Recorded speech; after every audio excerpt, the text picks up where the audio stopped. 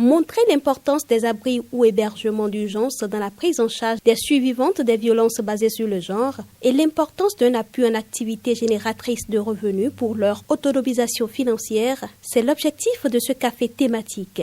2 panels ont meublé la soirée et ont permis de réfléchir aux modalités de cette prise en charge des victimes des violences basées sur le genre. Nous avons des valeurs endogènes qui font des femmes des leaders. Pas seulement dans la vie privée, mais aussi dans la vie publique. Mais pour faire la vraie sensibilisation, il faut qu'on aille puiser dedans.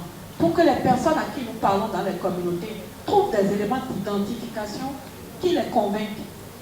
Mais au-delà de ça, la responsabilité étatique reste celle-là d'assurer la sécurité des personnes qui disent non, des femmes qui disent non à la violence. Et pour cela, il nous faudra effectivement des abris.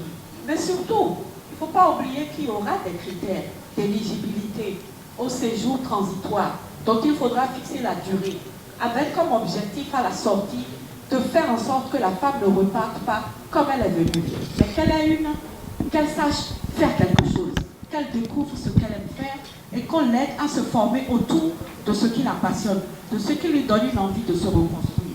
Le directeur général adjoint des affaires sociales a rassuré les uns et les autres de ce que l'accompagnement du gouvernement ne fera pas défaut aux victimes des violences basées sur le genre.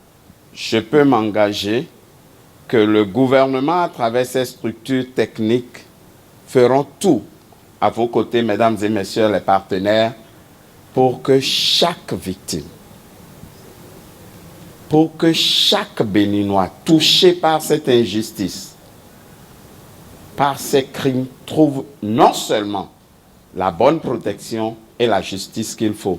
Rappelons que le réseau des féministes du Bénin a saisi l'occasion pour présenter le bilan des activités menées au cours des 12 derniers mois.